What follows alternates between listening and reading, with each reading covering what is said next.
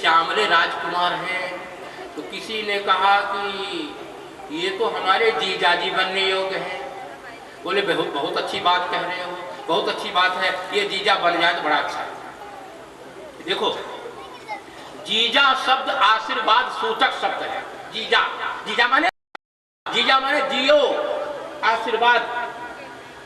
जब तक जीजा कहने वाले लोग मिले, ससुराल के लोगों में से जो जीजा आपको कहे, तो ससुराल में खूब आओ जाओ, बढ़िया है, आना जाना चाहिए। लेकिन जब वहाँ कोई कहे कि फूफा जी आ रहे हैं, फूफा जी आ रहे हैं, फूफा माने खाली, क्योंकि फूफा जी का सम्मान नहीं होता है, जीजा जी का खूब सम्मान होता है। एक बात सुन, फूफा जी को कोई नहीं पूछता है। फूफा जी चारपाई में खांसते पड़े रहते हैं, बोलो आनंद कंद भगवान की। और जीजा जी को तो लोग सब चाहते हैं, जीजा जी आ गए, जीजा जी आ गए, जीजा जी को आदर देंगे। फूफा जी का सम्मान कम ही होता है। तो फूफा कहने वालों की संख्या यदि है कम, फूफा ज्यादा कह रहे हैं, जीजा कोई कहता ही नहीं है। जब तक जीजा जी कहें तब तो आना जाना रखिए। जब फूफा कहने वाले लोग आए, फूफा ऐसा कहें तो आना जाना बंद, फिर नहीं जाना चाहिए। क्योंकि फूफा माने अब कुछ मिलेगा नहीं, खाली, और जीजा माने सब कुछ प्राप्त हो जाएगा। जीजा माने आशीर्वाद भी होता है। जीजा जीते रहो, ये आशीर्वाद है, आशीर्वाद सूतक शब्द है। मैथिल बालकों ने विचार किया ये हमारे जीजा बनने योग्य हैं। यदि हमारे यार हो जाते, हम इनके सार हो जाते, तो इस संसार सागर से हम सभी पार हो जाते। इन मैथिल बालकों ने राम जी से रिश्ता बनाने का विचार कर लिया है। ये हमारे जीजा बनने योग्य है, क्योंकि जैसे जिज्जी जी है, जिज्जी के योग्य ये है, यही जीजा बने।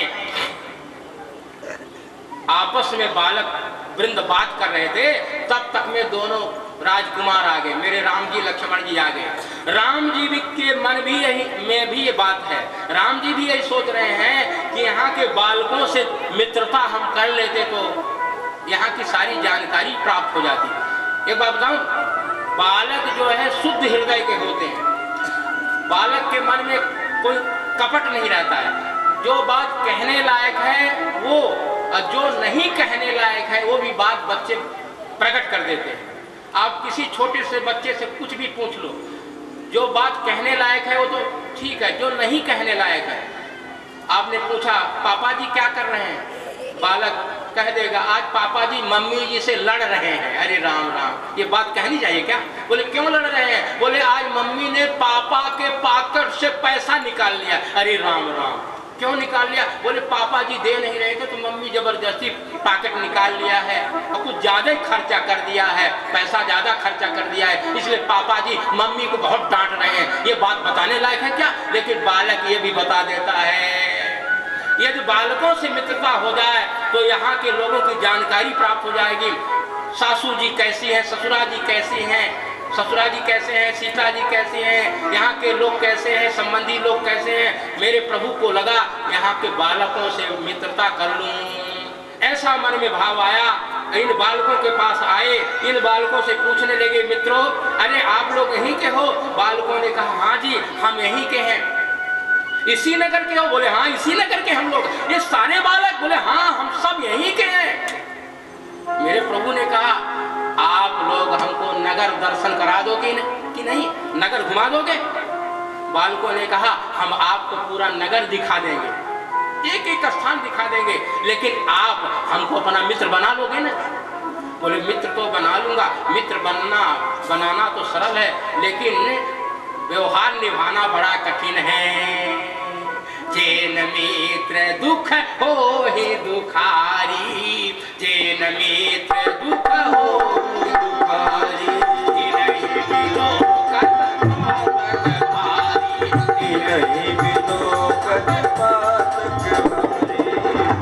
मित्रता का व्यवहार बड़ा कठिन होता है, पर कोई बात नहीं है, आओ हम आपस में मित्र बन जाते हैं। एक दूसरे के गले से मिलते हैं, एक दूसरे से हाथ मिलाते हैं, एक दूसरे को गले से लगाते हैं और इस तरह से ठाकुर जी ने सबको अपना मित्र बना लिया। यह जीव ठाकुर जी का ही है, अंश है, मित्र है, सखा है। सबको ठाकुर जी ने अपना बना लिया। सब बालक ठाकुर जी को पाकर धन्य हो रहे हैं। इन बालकों में से कुछ बालक वापस आकर के पूरे घर में सूचना दिया, सबके घरों में सूचना दे दिया, घर घर में बात पहुंच गई। अब तो जितने भी नगर के नर नारी हैं राम दर्शन के लिए जो जिस काम में थे, काम धाम छोड़ करके दौड़ रहे हैं। धाये धाम काम सब त्यागी, धाये धाम काम सब त्यागी,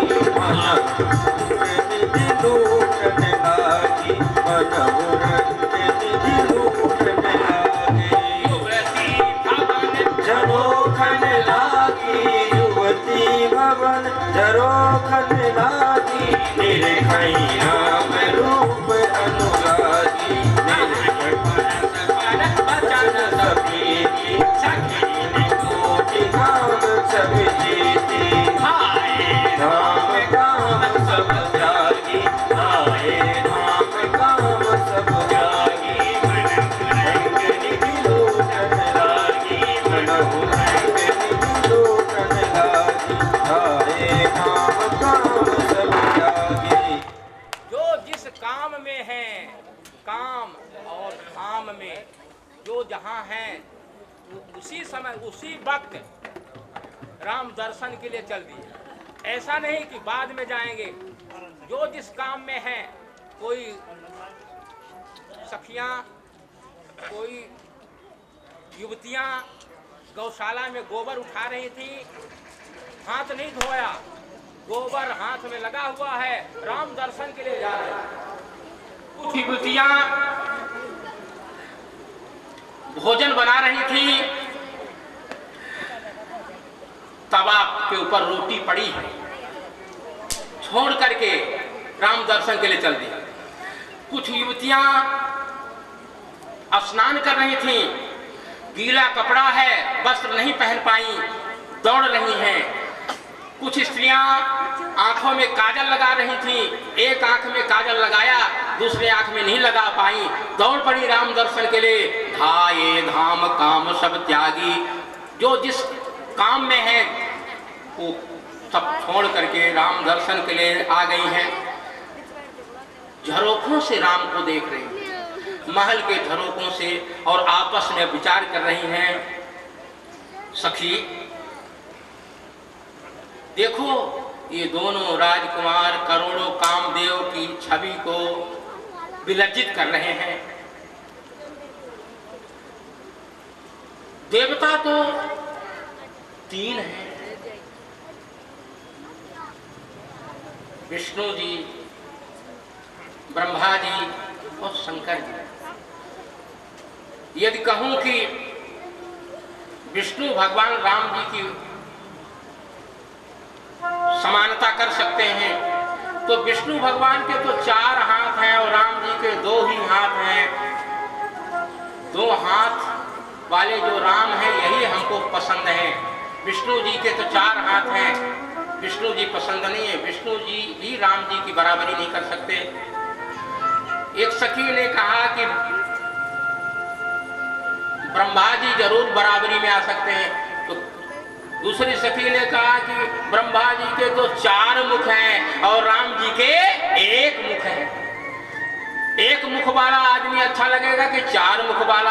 सखी ने कहा 1 ही मुख वाला आदमी अच्छा लगता है। अब किसी के चारों तरफ मुख ही मुख दिखाई दे, किसी के चारों तरफ मुख हो जाएंगे तो क्या अच्छा लगेगा?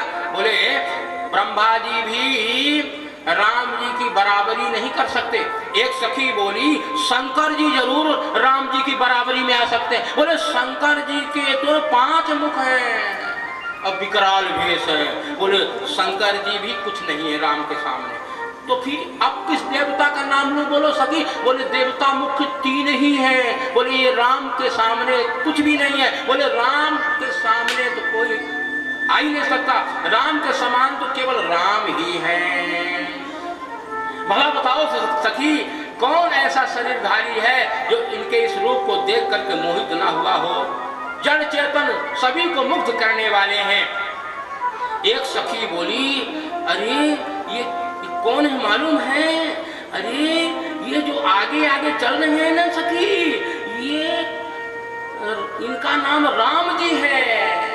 जो श्याम वर्ण के हैं, धनुष बाण धारण किए हुए हैं, इनका नाम राम है। इनकी माता का नाम कौशल्या जी है। और जो गौर वर्ण के हैं, राम जी के पीछे पीछे चल रहे हैं, धनुष बाण धारण किए हुए हैं, इनका नाम लक्ष्मण जी है। और इनकी माता का नाम सुमित्रा जी है। हाँ, इन दोनों ने महर्षि विश्वामित्र जी के यज्ञ की रक्षा किए हैं और मारीच सुबाहु पर बाण चढ़ाया, मारीच को मारा है, सुबाहु मारीच को फेंक दिया है 400 कोस की दूरी पर, और सुबाहु को अग्नि बाण से मार दिया है। और यहाँ यज्ञ देखने के लिए आए हैं। सखियां खुश हो गई। और एक सखी बोली, बहुत भला बताओ तो जनक राजा अगर देखेंगे ना, अरे सखी राजा जनक देख लेंगे तो प्रण का परित्याग करके और जानकी जी का विवाह राम जी के साथ कर देंगे। दूसरी सखी बोली, राजा जनक ने तो पहले ही देख लिया है, हम लोगों से पहले इनका दर्शन जनक राजा को हुआ है।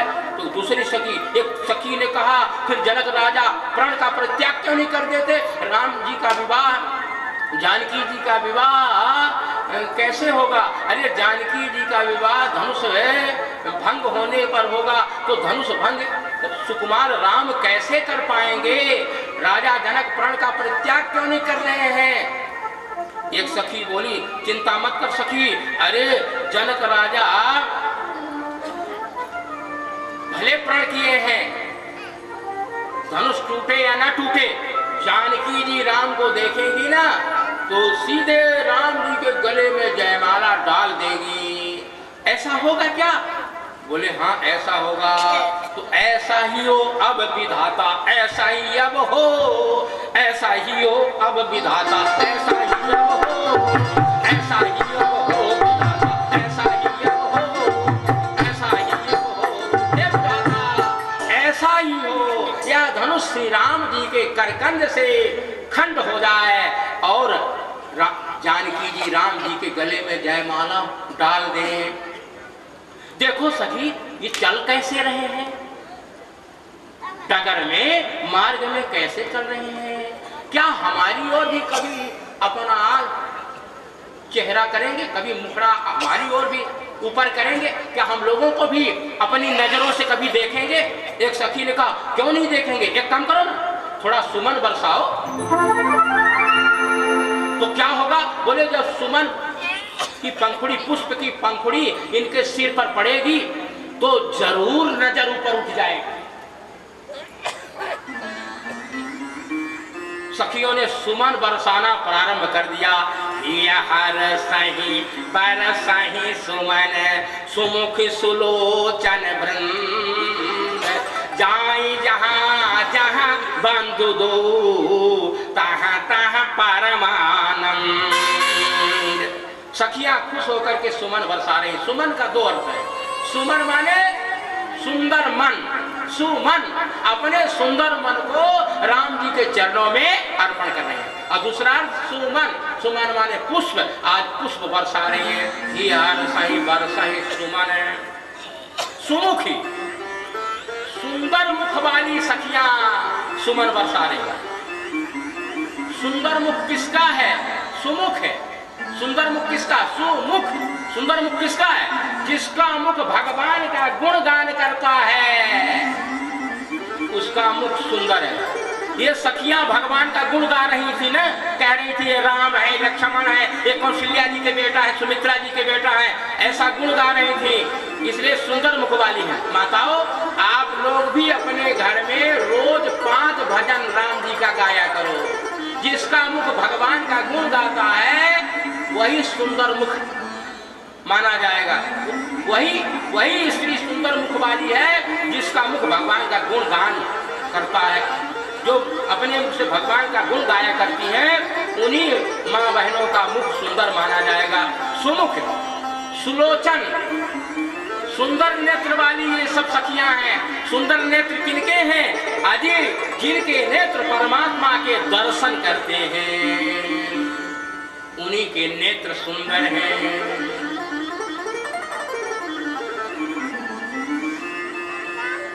ये आंख हरि दर्शन के लिए भगवान ने दी है, संत दर्शन के लिए दिया है।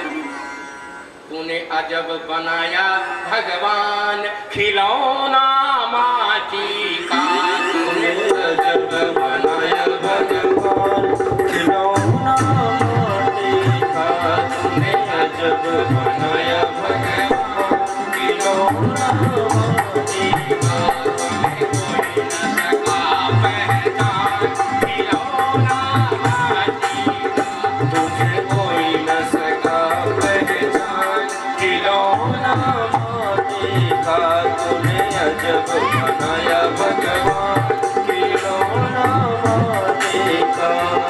दांत दिया मुखड़े की शोभा, दांत दिया मुखड़े की शोभा, खिलौना माटी का, तूने अजब बनाया भगवान खिलौना माटी का।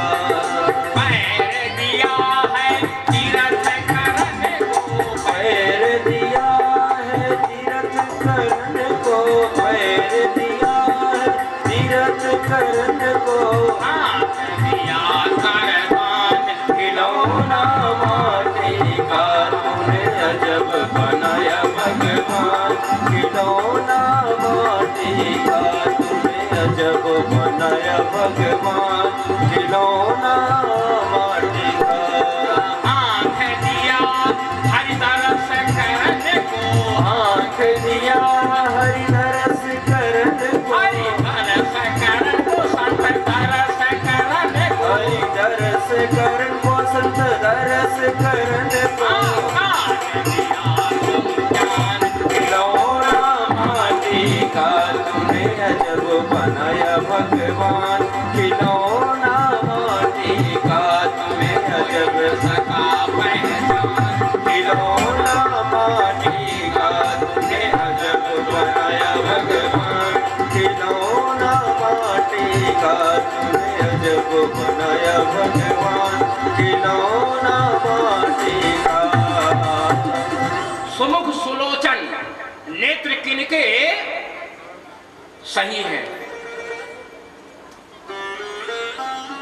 नेत्र किनका अच्छा है, जिनके नेत्र भगवान का दर्शन करते हैं। ये सखियां भगवान का दर्शन कर रही हैं, इसलिए इनके सुंदर नेत्र सुनेत्र। जहां जहां दोनों भाई जाते हैं वहां आनंद ही नहीं परमानंद की अनुभूति हो रही है। बड़ा आनंद है। हर गलियों में प्रभु जा रहे हैं और मिथिला वासियों के नेत्रों को, नर नारियों के नेत्रों को अपने रूप माधुरी का दर्शन करा करके सफल कर रहे हैं। रंगभूमि को देखा, इन बालकों के साथ में पूरी रंगभूमि को देखा। बड़ा सुंदर यज्ञशाला बनाया गया है। अनेक मंच बने हुए हैं, विशाल धनुष है। पूरी रंगभूमि को देखा। मानसकार कहते हैं पूर्व बालक कहीं कहीं मृदु बचना, पूर्व बालक कहीं कहीं मृदु बचना,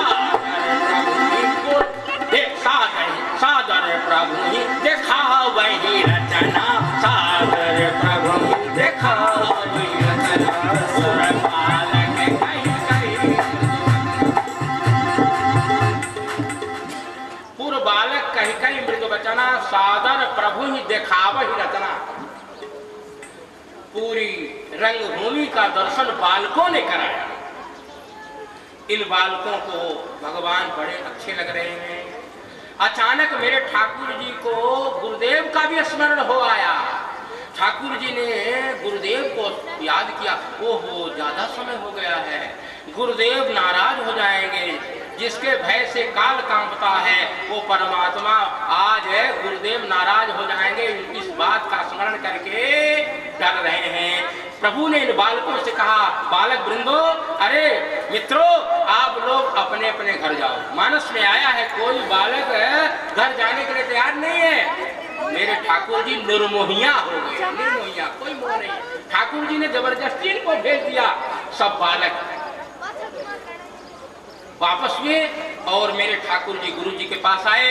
गुरुदेव ने कहा, राघव अधिक समय हो गया, संध्या संपन्न कर लो। दोनों भाई संध्या संपन्न करते हैं। निष्प्रवेश मुनि आए दीना, सभी संध्या बंदन की ना। दोनों भाई संध्या कर रहे हैं। सायंकाल की संध्या है, त्रिकाल संध्या करनी चाहिए। त्रिकाल नहीं तो एक काल, नहीं तो सुबह में या एक टाइम संध्या तो करनी ही चाहिए, सभी को करनी चाहिए। संध्या संपन्न किया, फिर सत्संग किया, इसके बाद फलाहार किया। शयन का समय आया, गुरुदेव शयन करने के लिए जैसे ही पहुंचे, दोनों भैया ने चरण सेवा किया। गोस्वामी लिखते हैं, मुनिवर शयन की न तब लाई, लगे चरण चापन दो भाई, लगे चरण चापन दो भाई, मुनिवर शयन की न तब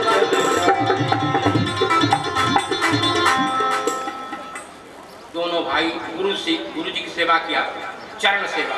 इसके बाद आराम करने के लिए निकले। गुरुदेव के चरणों में प्रणाम करके जैसे विश्राम करने के लिए गए, राम जी तो विश्राम कर रहे हैं, लेकिन लक्ष्मण जी राम जी का चरण दाबने लगे। राम जी ने कहा, भैया तुम भी विश्राम करो। इसके बाद लक्ष्मण जी सोए तो नहीं, लेकिन राम जी के चरण कमलों को अपने हृदय में रख करके लेट गए हैं, आराम कर रहे हैं। और कथा भी यहीं पर आज आराम है, कथा का भी आराम, विश्राम। समय ज्यादा लिया हूँ, इसके लिए मैं क्षमा प्रार्थी हूँ। क्या करूँ, मैं भी बैठ ही तो गया हूँ, लेकिन हमको 4 घंटा तो चाहिए ना।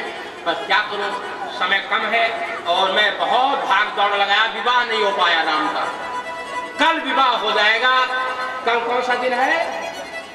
हाँ, कौन सा दिन है मित्रों? हाँ, अरे जोर से बोलो। अरे इतना खाने पीने की तो कमी नहीं है, दूध आ रहा है, फल आ रहा है, अब कोई कमी नहीं, पर क्या कहूँ, और जोर से बोलो। रविवार। हाँ, कल रविवार है, रविवार। और कल कौन सी तिथि है? हाँ, कोई बात नहीं, आज पंचमी थी तो मैंने सोचा पंचमी को हो जाता, पर विवाह तो अब प्रकरण चालू ही है, सब विवाह के ही प्रसंग है। कोई बात नहीं है, राम जी ससुराल में तो पहुंच ही गए हैं, हो जाएगा, कल ब्याह हो जाएगा, चिंता की बात नहीं है। तो कल विवाह है, महामहोत्सव है। इस महामहोत्सव में व्यासपीठ से आप लोग आमंत्रित हैं, सभी लोग आए, राम विवाह होगा, राम जी के विवाह में सब लोग सम्मिलित होंगे। आज की कथा है विराम, आरती का दर्शन करेंगे। बोले आनंद कंद भगवान जय हो। आपके से पहले जो सच्ची ब्राह्मण आपको दिया गया है, उनका हम पाठ करेंगे। चलिए। नाधिकृतारत भयं मैं तब दर्शन खगराज, आय सुदेव सुकरो अभय प्रभु आयो के का। सदा कृतारत रूप तुम्हें कै मृदु वचन खगेश, जय के स्तुति सादर निज मुख कीन महे। तनु तात जी कारण आयो, सो सब भयो दर्श तब पाय, देखि परम पावन तब राज, दयम मोह सी से तब श्री राम कथा यति पावन, सदा सुबह सादर कांत सुनाओ मोर, बार बार विनवम प्रभु तोर, सुनर करुण के गिरा बनेगा, सरद सुबह सुगंध सुगुनिया, करम का सुमन करम सावन, काद के रघुपति गुणगा, प्रभु रवि प्राण भगवान, राम चरित सतमय सिद्धांत, प्रभु नारद कर मोह अपार, कहि सिद्धि रावण अवतार, प्रभु अवतार प्रताप दिखाए, तब से सुबह कहि सिद्धि बाल चरित कई विविध विधि, हर अवतार उचार, गवन कहे सिमुनि श्री रघुवीर विवार, बहुरी राम अभिषेक प्रसन्न, मुनि रब वचन राजन सवंगा, पुरवासिन कर विरह विचार, ऐसी राम लक्ष्मण संवार, विभिन्न कवन के बदे अनुराग, सुर संग निवास प्यार, वाल्मीकि प्रभु जन्म काल, इंद्र भूमि दिवस भगवान, सचराचर कवन मन भगवान, वरता भवन प्रेम भगवान, कर विज्ञा संग पुरवासी कर के प्रभु सुखरा, मुनि रघुपति बहु समुजाय, देवा दुखा अवध पुराय, भरत ने दुर्गति सुन गए, प्रभु हरि कई विराज पद जय विधि, देखत ते सर्वं, परनि सुनी जन प्रीति मुनि, प्रभु अगस्त सत्संगी, कई दंड कवन पावन ताई, गीतमयी त्रिपुनि देगाय, मुनि प्रभु पंचवटी कृतवासा, वंदे सकल मुनि पीता, लक्ष्मण उपदेश रूपा, सुगंधा जुगीन रूपा, कर दूषण पद बहु कहाना, जिस समर मोर सारना, रस कंदन मारी जबत गई जय विद्वाई सो सब दे गए उन माया सीता कर दासी रघुवीर बिरह कसुगर रघुवीर की बात तेरी बात कवि सब दे गई पौर बिरह पर रघुवीरा जी गए सरोवर की प्रभु नारद संवाद कही मारुति मिलन प्रसंग और सब दे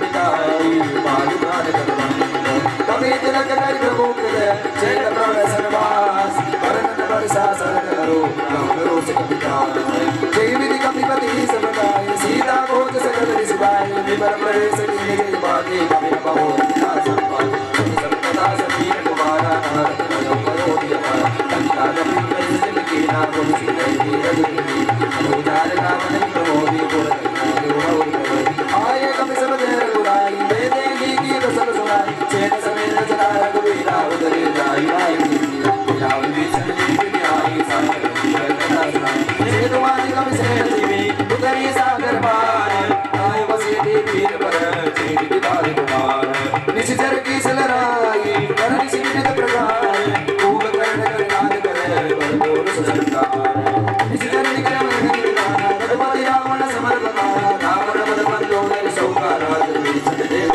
सौका सीता रघुपति मिलन बहोरी सुन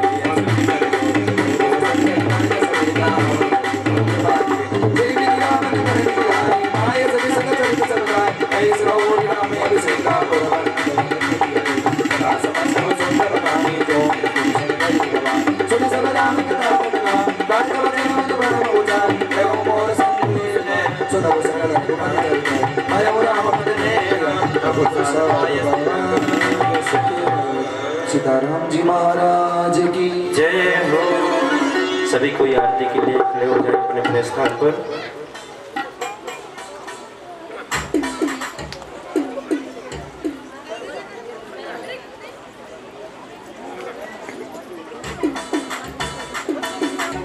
आज नहीं कहूँ, आज से मेरे श्री राम और लक्ष्मण के पिता आप हो। सौंपे भोग ऋषि सुध बहुविध देहि असीस जननी भवन गए प्रभु चले नायु पद शीस।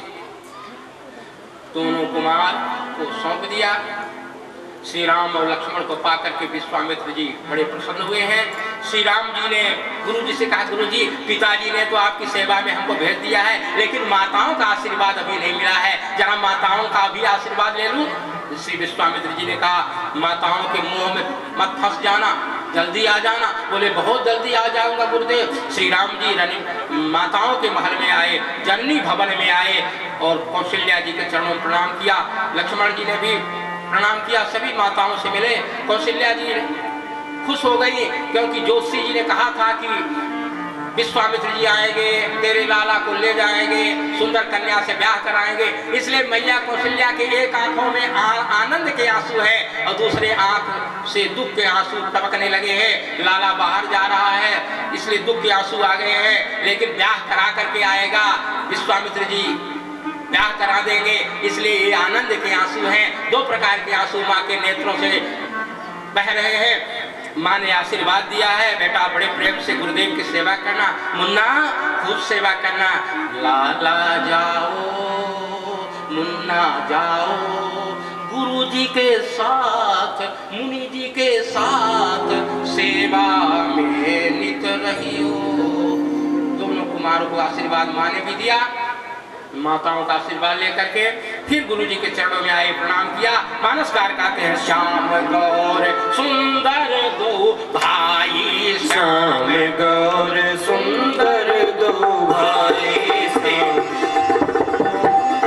दो भाई, विश्वामित्र महानिधि भाई, विश्वामित्र महानिधि भाई, प्रभु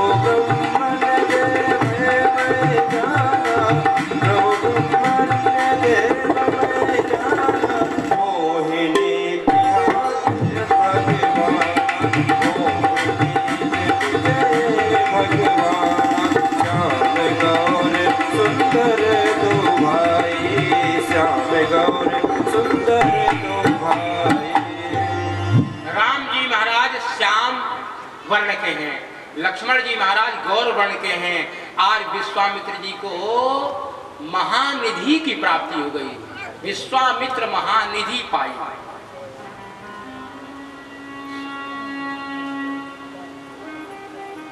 विश्वामित्र जी ने कहा, राघव, मेरे आश्रम में जाने के लिए दो मार्ग हैं। एक मार्ग तो कठिनाई का है और एक मार्ग सुगम है। कठिनाई वाला जो मार्ग है तो कठिनाई का, परेशानी का मार्ग है, लेकिन वो मार्ग हमारे आश्रम में जल्दी पहुंचाने वाला है। और दूसरा जो मार्ग है वो आराम का मार्ग है, सुगम मार्ग है, सुंदर मार्ग है, लेकिन ज्यादा समय में वो आश्रम में पहुंचाने वाला है। तो बोलो राम, किस मार्ग से चलोगे? राम जी ने कहा, जो परेशानी वाला मार्ग है, कठिनाई वाला मार्ग है, जो कंटक मार्ग है, वो वही मार्ग ठीक रहेगा। विश्वामित्र जी ने कहा कि उस मार्ग में सुकेत दैत्य की कन्या सुंद दैत्य की पत्नी ताड़का का निवास है। कई हजार हाथियों का बल है, ऋषियों और मुनियों का खून पीती है। इस मार्ग से मैं कभी आता जाता नहीं हूं। थोड़ा घूम करके आराम से यात्रा करता हूं, मुझे बड़ा भय लगता है।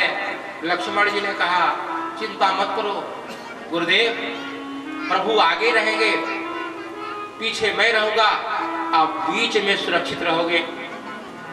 राम जी ने कहा, जहां ताड़का का निवास है उसी मार्ग से हमको चलना है, वही मार्ग अच्छा है।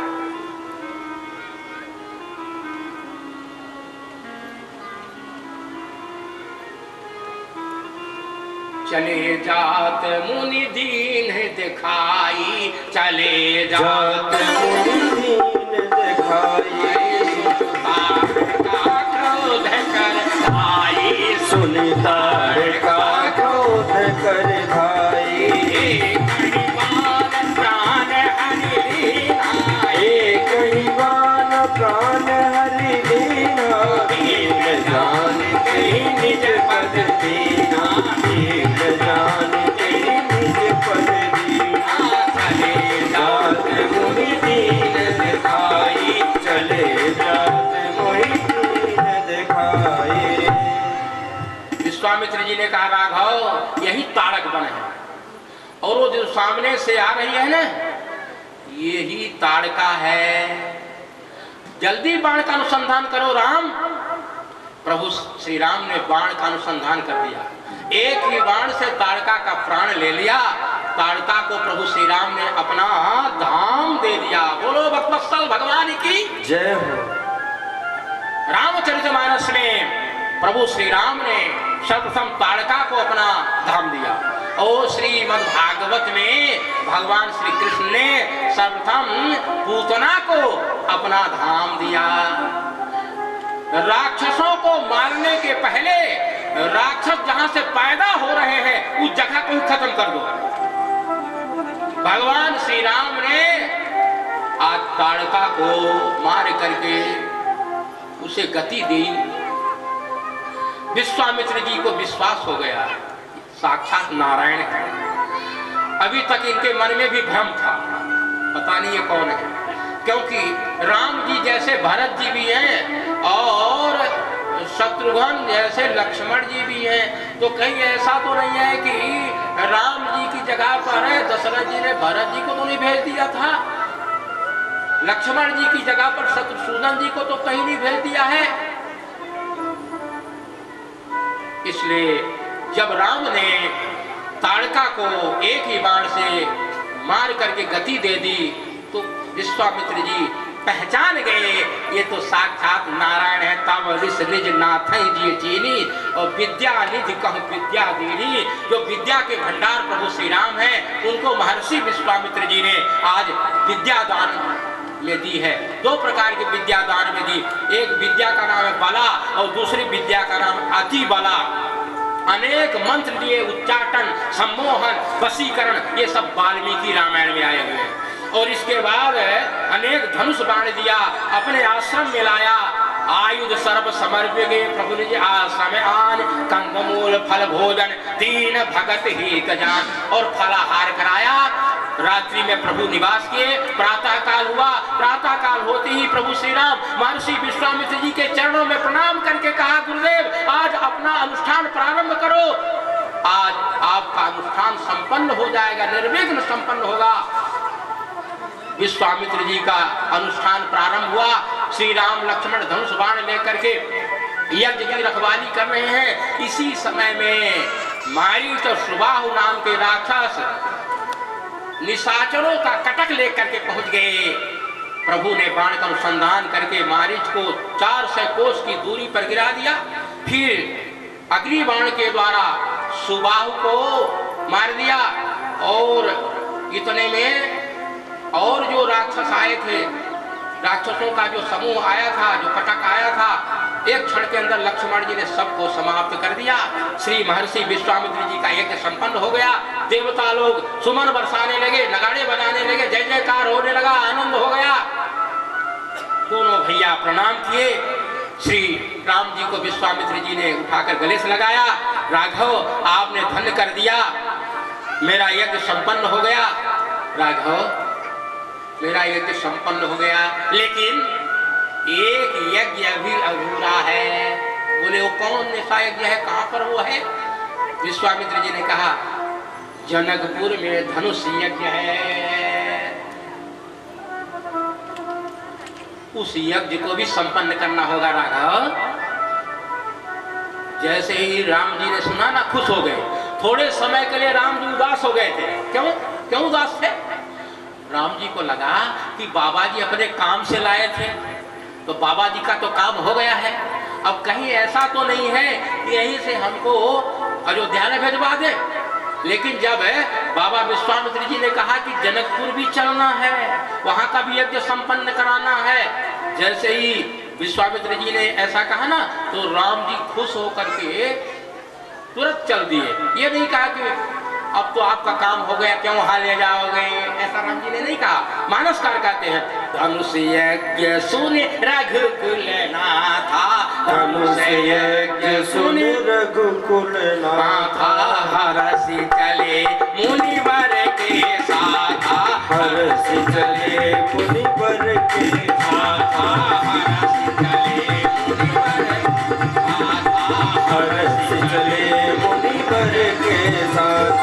आश्रम एक दीख मत माही, आश्रम एक दीख मत माही, अग मृग जीव जंतु तरनाई, अग मृग जीव जंतु तरनाई। धनुष यज्ञ सुन रघुकुल नाथा, धनुष यज्ञ सुन रघुकुल नाथा। हर्ष चले, यात्रा के समय में मन खुश होना चाहिए। हर्ष चले, अयोध्या से जब चले थे पुरुष सिंह दो वीर हर्ष चले। अयोध्या जी से जब चले थे उस समय में भी गोस्वामी जी ने हर्ष शब्द का प्रयोग किया था, और जब विश्वामित्र जी के आश्रम से यात्रा किया तो यहाँ भी इसी शब्द का प्रयोग कर दिया। धनुष यज्ञ सुन रघुकुल नाथा, हर्ष चले मुनिवर के, हर्ष चले, यहाँ से भी हर्षित होकर के यात्रा कर रहे हैं, तो धनुष यज्ञ को भी संपन्न करा देंगे। इसका मतलब क्या हुआ मित्रों? यात्रा के समय मन यदि प्रसन्न है तो काम बन जाएगा, यदि मन ठीक नहीं है तो काम बनने वाला नहीं है। वहां से खुश होकर के यहाँ आए थे तो यज्ञ संपन्न करा दिया। अब बाबा के आश्रम से जब चलने लगे तो इस समय में मन खुश है तो धनुष यज्ञ भी, वहां जनक जी का भी यज्ञ भी संपन्न हो जाएगा। मार्ग में एक आश्रम दिखाई दिया है, उजड़ा हुआ स्थान, ऐसा स्थान है कि यहाँ को पशु पक्षी भी इस स्थान को त्याग करके चले गए हैं। यहाँ कोई पशु पक्षी भी नहीं रहते हैं, जो पेड़ पौधे हैं सूखे हुए हैं, यहाँ कोई कभी झाड़ू नहीं लगाया है, ऐसा स्थान है। एक शिला पड़ी हुई, प्रभु ने पूछा गुरुदेव ये आश्रम किसका है, ये शिला कैसी पड़ी हुई है? श्री विश्वामित्र जी मन ही मन मुस्कुराने लगे, हद हो गई, ठाकुर जी सब जानते हुए अनजान बनकर ये पूछ रहे हैं। विश्वामित्र जी ने वर्णन किया, सुनाया है। गौतम ऋषि का आश्रम है, शिला जो है ये उन्हीं की पत्नी अहिल्या है और इन्होंने श्राप देकर के शिला बना दिया है। आपके चरणों की धूल चाहती है, आप अपने चरणों की धूल का दान करके इसका उद्धार करो। गौतम नारी श्राप बस उपल देह धर धीर, चरण कमल रज चाहती कृपा करहूँ रघुवीर। हे रघुनाथ जी कृपा करके अपने चरणों की धूली का स्पर्श करा दो, अहिल्या का उद्धार कर दो। आपके चरणों की धूल चाहती है। प्रभु श्री राम को संकोच हुआ, ये ऋषि पत्नी है, ब्राह्मण की पत्नी है और मैं क्षत्रिय कुमार हूँ, राजपूत हूँ, मैं अपना चरण ब्राह्मणी के शरीर पर कैसे रखूं? ठाकुर जी को संकोच हुआ। उसी समय पवन देव प्रवाहित हुए, ठाकुर जी के चरणों से धूल उड़ी और शिला पर पड़ी और वो गौतम ऋषि की जो पत्नी थी, शिला बनी थी, उससे प्रकट हो गई, नारी बन करके प्रकट हो गई। सत पद पावन सोके न सावन, प्रगट भई तप कुंजन सहित। सत पद पावन सोके न सावन, प्रगट भई तप कुंज सहित। देखत रघुनायक जन सुखदायक, सन्मुख होई कर जोरी रही। अति प्रेम अधीरा पुलक शरीरा, मुख नहीं आवई बचन कही। अति सै बड़ भागी चरण नहीं लागी, जुगल नयन जलधार बही। हर सतपद पावन। प्रभु के पावन चरण कमलों का स्पर्श और धूलि का स्पर्श पा करके, प्रभु का दर्शन करके अहिल्या आज धन्य हो रही हैं। कहती है प्रभु आपने बड़ी कृपा की, मैं अतिशय बड़भागिनी हूँ। मैंने ऋषियों के श्राप का गलत अर्थ लगा लिया था, लेकिन आज समझ में आ गया गौतम ऋषि यदि मुझे श्राप ना दिए हुए होते, श्राप दे करके शिला ना बनाए हुए होते, तो आज आपके चरण कमलों का दर्शन ना मिलता। मुनि श्राप जो देना अति भल कीना, मुनि का श्राप मेरे लिए वरदान बन गया, मेरे लिए वरदान का काम किया है। हे प्रभु अब ये मेरा मन आपके चरण कमलों से एक क्षण भी अलग ना होने पावे। जिन चरण कमलों से गंगा जी प्रकट हुई हैं, जिन चरण कमलों का ध्यान बड़े बड़े अमलात्मा विमलात्मा महात्मा करते हैं, जिन चरण कमलों की वंदना ब्रह्मादि देवता करते हैं, आज उन्हीं चरण कमलों का मैं दर्शन कर रही हूँ। मेरा अहोभाग्य है। बार बार प्रभु के चरणों में प्रणाम किया और प्रभु के चरण कमलों की भक्ति मांग करके अहिल्या पति लोक को गई, अहिल्या का उद्धार हुआ। बोले भक्तवत्सल भगवान की जय हो। इस प्रसंग से ऐसा अर्थ लगाओ, ऐसा भाव बनाओ, जीवन में तो कभी भूल मत करो और कभी जीवन में भूल हो जाए, पैर फिसल जाए, तो जिस तरह से अहिल्या ने पश्चाताप किया है, इसी तरह से हमको भी पश्चाताप करना चाहिए, प्रार्थित करना चाहिए, तो प्रभु के दर्शन होंगे और उद्धार हो जाएंगे। अब प्रभु की यात्रा आगे हो रही है। गोस्वामी जी लिखते हैं, चले राम लक्ष्मण मुनि संगा, चले राम लक्ष्मण मुनि संगा, गए जहाँ जग पात में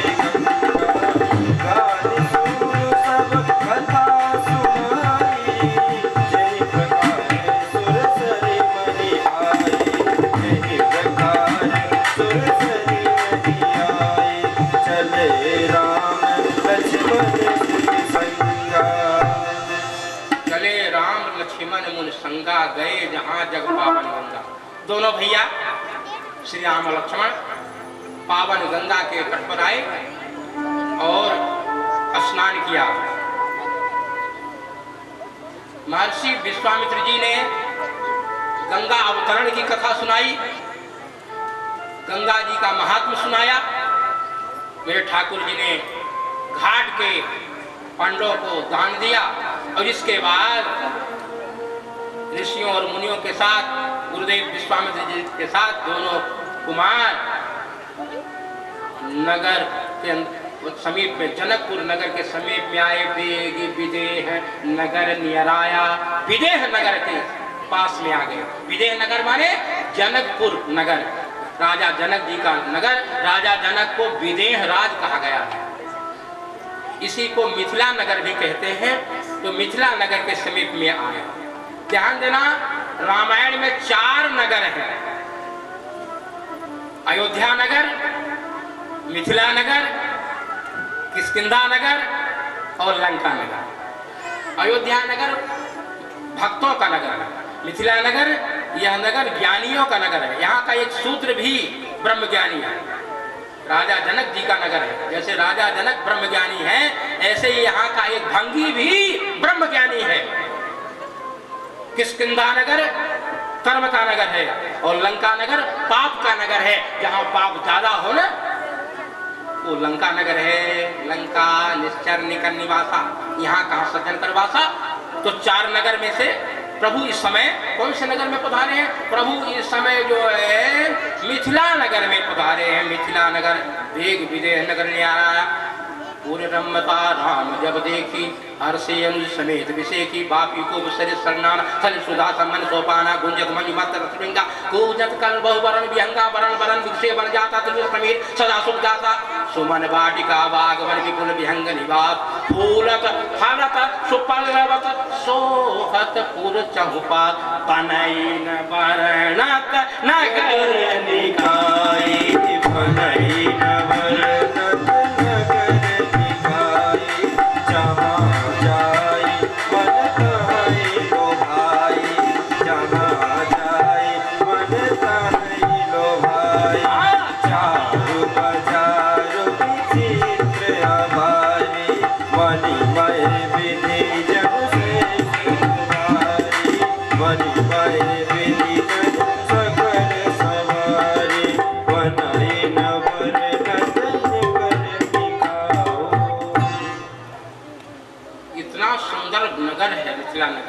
इस नगर का वर्णन कैसे किया जाए? कितना सुंदर है। इस नगर की सुंदरता का वर्णन कोई कर ही नहीं सकता। जहां जाए मन तहे लुभाए, मन जिधर जाता है बस वहीं मुग्ध हो जाता है। बाजार बड़ा सुंदर, चौराहे भी बड़े सुंदर हैं, मार्ग बड़े सुंदर हैं, नगर सजा धजा है। व्यापारी लोग अपनी अपनी वस्तु को सजा करके रखे हुए हैं। जितने व्यापारी हैं ये सब कुबेर की तरह हैं।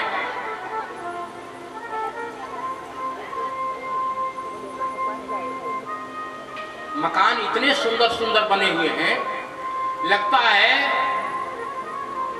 ब्रह्मा जी ने स्वयं कामदेव को लेकर के आए हैं और इस मकान को अपने हाथों से तैयार किए हैं। नगर के नर नारी जितने हैं साधु स्वभाव के हैं, धर्मात्मा हैं।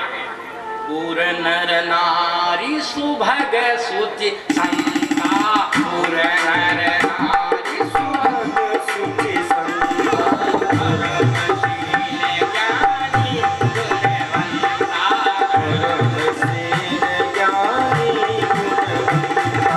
नगर के जितने नर नारी हैं साधु स्वभाव के, पूर्ण नर नारी सुभग सुचि संता।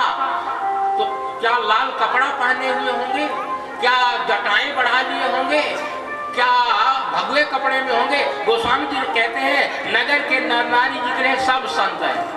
पूर्ण नर नारी सुभग सुच संता, मैं नहीं कह रहा हूँ, गोस्वामी जी कह रहे हैं रामायण में कि मिथिला नगर के जितने नर नारी हैं सब संत हैं।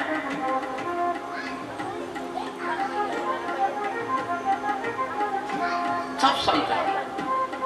संत नाम स्वभाव, संत स्वभाव सारे खगराया। संतों का स्वभाव होता है, स्वभाव के जो हैं वही संत होते हैं। स्वभाव के द्वारा संत समझे जाते हैं। स्वभाव कैसा है? भेष तो बहुत बढ़िया है, भेष वंदनीय है, भेष की वंदना करो, पर भेष में धोखे भी हो रहे हैं। आज कुछ भेषधारियों ने भेष को बदनाम किया है।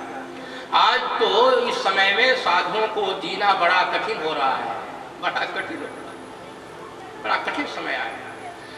तो केवल भेष ही से हम संत कैसे मानेंगे?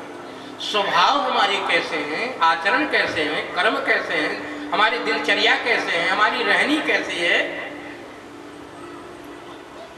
इसलिए भेष को तो वंदना कर लो और बहुत जल्दी भेष में फंसो नहीं। सुंदर भेष सुभेष भूल है मूढ़ न चतुर नर, सुंदर के की पेग वचन सुधासम असन ही। सुंदर वेशभूषा को देख करके मूर्ख ही नहीं ज्ञानी लोग भी फंस जाते हैं। कैसे? जैसे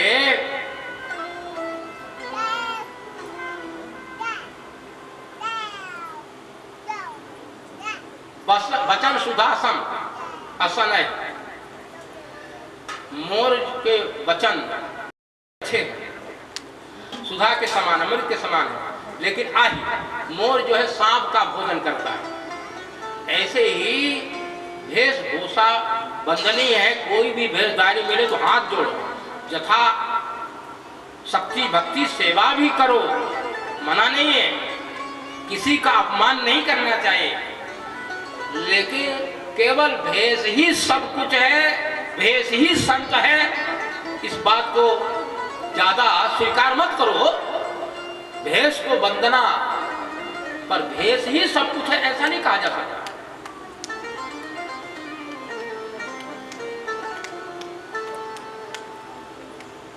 भेष के अनुसार आचरण भी होना।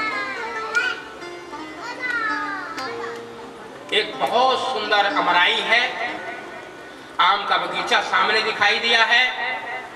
श्री गुरुदेव ने कहा, राघव यह अमराई हमको अच्छी लग रही है, आपको कैसी लग रही है? राम जी ने कहा, गुरुदेव आपको पसंद है क्या? बोले हाँ। बोले आपकी पसंदगी में ही अपनी पसंदगी है। यदि यह स्थान आपके लिए अनुकूल है तो मेरे लिए भी अनुकूल है, अब आपके लिए प्रतिकूल है तो फिर मेरे लिए अनुकूल कैसे हो सकता है? गुरुदेव की प्रसन्नता में मेरी प्रसन्नता है। देखी अनूप एक अमराई, देखी अनूप एक अमराई, सब सुभाष सब भांति सुहाई, सब सुभाष सब भांति सुहाई। कौशिक कहे मोर मन माना, कौशिक कहे मोर मन माना,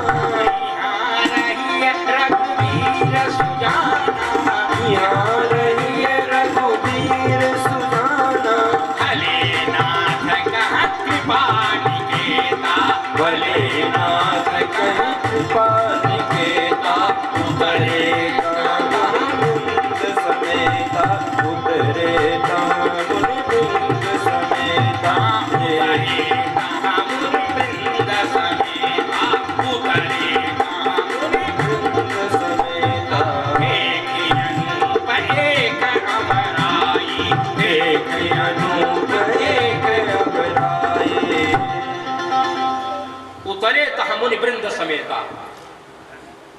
गुरुदेव का मन खुश हो गया, राम जी का भी मन खुश हो गया। मुनि मंडली के सहित श्री राम इस समराई में आए। जनक राजा को समाचार मिला तो जनक राजा जी आए हैं, विश्वामित्र जी का स्वागत किया है। और यहाँ बहुत से प्रकरण हैं, मेरे पास समय नहीं है, यहाँ बहुत सी बातें हैं। फिर श्री विश्वामित्र जी को जनक राजा लेकर के महल में आए हैं और सुंदर सदन में ठहराया। सुंदर सदन सुखद सब काला, तहां बासले दीन बुआला। सुंदर सदन, वहां सदन बहुत से बने हुए हैं, अनेकों मकान हैं, लेकिन जो सबसे सुंदर सदन है उस सदन में जनक राजा ने विश्वामित्र जी को, राम जी को, लक्ष्मण जी को ठहराया। सुंदर सदन, लेकिन ये सदन जानकी जी का है। सिय निवास सुंदर सदन, सीता जी का निवास स्थान है, इसमें जानकी जी रहती हैं। तो जनक राजा ने जानकी जी से कहा कि बेटी तू माँ के सदन में कुछ समय तक रह, कुछ विशिष्ट मेहमान आए हुए हैं, विशिष्ट अतिथि, ये खाली करना है। जानकी जी को माँ के मकान में भेजा गया है और इस सदन में श्री राम जी को ठहराया गया है। सिय निवास सुंदर सदन, अब सुंदर सदन सुखद सब काला, कहाँ वास ले दीन हुआला। समय अभाव है, व्याख्या में ज्यादा नहीं कर सकूंगा। सुंदर सदन में निवास किए हैं, सारी सेवा सुसुप्ता सब कुछ पूछ करके, सारी व्यवस्था करके जनक राजा अन्य कार्यों में लग गए। दोपहर के समय का भोजन हुआ, आराम हुआ, शाम का समय आया। ऋषय संग रघुवंश मणि करि भोजन विश्राम, बैठे प्रभु भ्राता सहित दिवस रहा भर जाम। अच्छा ये बता दो, कथा को अभी और थोड़ा कहूँ कि यही आरती करा दूं, जल्दी से पूछ लूं, क्योंकि किसी को परेशान करना अच्छा नहीं होता है। अभी बैठोगे आप लोग? हाँ हाँ, वाह वाह वाह वाह वाह वाह, बहुत अच्छा बहुत अच्छा बहुत अच्छा बहुत अच्छा, बहुत धन्यवाद धन्यवाद। आप सब प्रेमी हैं, बहुत बहुत प्रेमी हैं। अभागी कौन है मित्रों?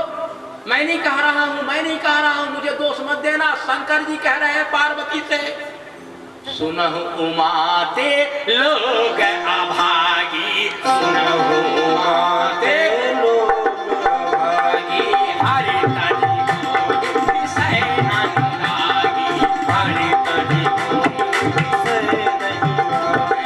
जिन हरि कथा सुनहि नहीं काना, हरि कथा सुनहि नहीं काना, जिन हरि कथा सुनी नहीं काना, जिन हरि कथा सुनी नहीं काना, श्रवण हरि भवन समाना।